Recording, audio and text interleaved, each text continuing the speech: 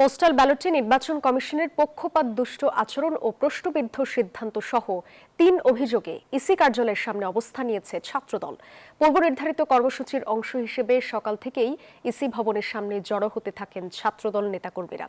জাতীয় নির্বাচনেও বড় ধরনের কারচুপির নীল নকশা হচ্ছে বলে অভিযোগ ছাত্র সংগঠনটির। এদিকে এর মাঝেই ইসি ভবনে চলছে সংসদ নির্বাচনের মনোনয়নপত্র গ্রহণ ও বাতিলের বিরুদ্ধে দায়ের করা আপিল শুনানি। শেষ দিনে ৬১১ থেকে ৬৪৫ নম্বর আপিল সহ অপেক্ষমান আবেদনগুলোর নিষ্পত্তি হচ্ছে।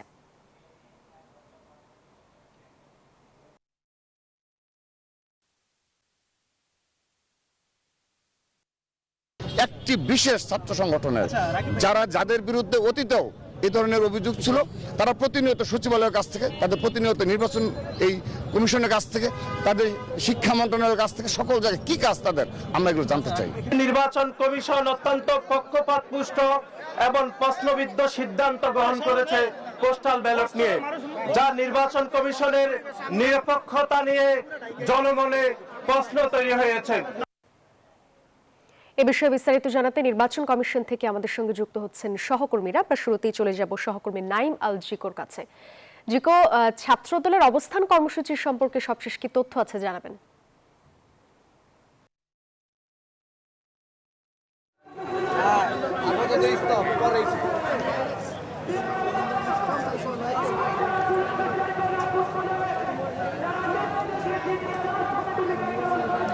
ধন্যবাদ আপনাকে। যেমনটি বলছিলেন যে আসলে নির্বাচন কমিশনের সামনে ৩ দফা দাবিতে কিন্তু জাতীয়তাবাদী ছাত্র দলের শান্তিপূর্ণ অবস্থান কর্মসূচি চলছে। দেখছেন যে এরই মধ্যে কিন্তু নির্বাচন কমিশনের ঠিক সামনেই ছাত্র দলের হাজার হাজার নেতাকর্মী যারা রয়েছেন তারা কিন্তু এসে উপস্থিত হয়েছেন এবং তাদের যেই ৩ দফা দাবি সেটি কিন্তু তারা জানিয়ে যাচ্ছেন এবং বলছেন যে আজ সন্ধ্যা পর্যন্ত চলবে তাদের এই অবস্থান কর্মসূচি এবং কোনো ধরনের যাতে অপ্রীতিকর ঘটনা না ঘটে সেজন্য কিন্তু এরই মধ্যে আইন শৃঙ্খলা রক্ষাকারী বাহিনী তারা কঠোর অবস্থান নিয়েছে। নির্বাচন কমিশনের চতুর্দিকে ব্যারিকেড দেয়া হয়েছে এবং পাশাপাশি ভেতরে সাধারণের প্রবেশে কিন্তু বিধিনিষেধ আরোপ করা হয়েছে এবং কঠোর অবস্থানে রয়েছে তারা।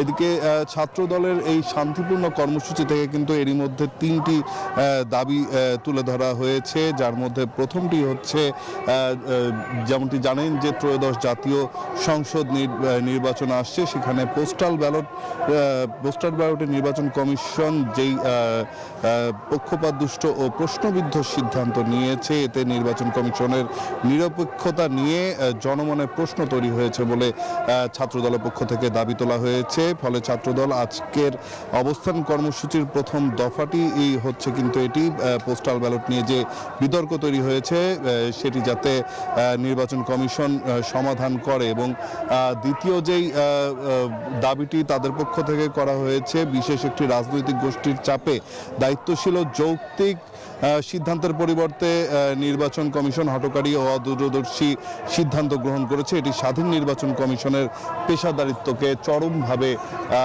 প্রশ্নবিদ্ধ করেছে বলে তারা কিন্তু জানিয়েছে। তো তাদের এই অবস্থান কর্মসূচি চলমান থাকবে যতক্ষণ পর্যন্ত তাদের দাবিগুলো না আদায় হচ্ছে।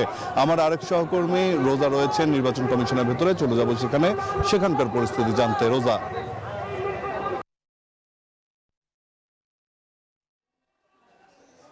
ধন্যবাদ জিকো। আমি এখন আছি আগারগাঁও নির্বাচন কমিশনের ভিতরে এবং ঠিক আপনি যেরকম বলছিলেন যে বাহিরে ছাত্রদল কর্মসূচি করছে, তারা শান্তিপূর্ণ কর্মসূচি পালন করছে, কিন্তু ভিতরে আজকে দ্বিতীয় পর্বের যে শুনানি সেটি শুরু হয়ে গেছে। প্রথম পর্বের শুনানিতে বলতে চাই যে 35টি শুনানির আপিল এবং গ্রহণের শুনানি সম্পন্ন হয়েছে এবং এখানে বেশিরভাগই বলবো মঞ্জুর হয়েছে এবং সংখ্যাটি আমরা আরও বিস্তারিত পরবর্তীতে জানবো। কিন্তু আরেকটি বিষয় জানি যে প্রথম পর্বে হচ্ছে সংখ্যা অনুসারে যে 35টি হওয়ার কথা ছিল সেগুলো হয়েছে এবং এখন দ্বিতীয় পর্বে যেগুলো পেন্ডিং রয়েছিল অর্থাৎ অপেক্ষমান যে প্রার্থী তার মনোনয়ন বাতিলের এবং শুনানির বাকি ছিল সেই বাকি 35টি এখন চলছে এবং আজ বিকেল 5টা পর্যন্ত যদিও সময় নির্ধারণ করা হয়েছে তবে সময়ের পরিবর্তনও হতে পারে। এবং আমি বলতে চাই যে গত 8 দিনে এখন পর্যন্ত 2000-এর বেশি প্রার্থিতা 2230 জন প্রার্থী বৈধতা পেয়েছেন এবং তারা নির্বাচনে অংশগ্রহণ করতে পারবেন। এবং তার পাশাপাশি গতকাল অষ্টম দিনে 112টি মনোনয়নপত্রের শুনানি হয়েছিল এবং সেই শুনানিতে শুনানির বৈধতারই সংখ্যা বেশি আমরা দেখেছি। এবং এর পাশাপাশি আরেকটি কথা জানিয়ে রাখতে চাই যে গতকাল নির্বাচন কমিশনে একটি হট্টগোল হয়েছিল, তর্ক বিতর্ক হয়েছিল, সেটা থেকে একটু হাতাহাতির পরিস্থিতিও চলে গিয়েছিল। তবে আজকে নির্বাচন কমিশনের পরিস্থিতি ভিতরে শান্ত থাকলেও বাহিরে আমরা দেখছি ছাত্রদল কর্মসূচি করছে। তা আমরা বিস্তারিত আরও পরবর্তীতে জানাবো আপনাকে। এই ছিল আমার কাছে আগারগাঁও নির্বাচন কমিশন থেকে সর্বশেষ তথ্য। ফিরে যাচ্ছি স্টুডিওতে।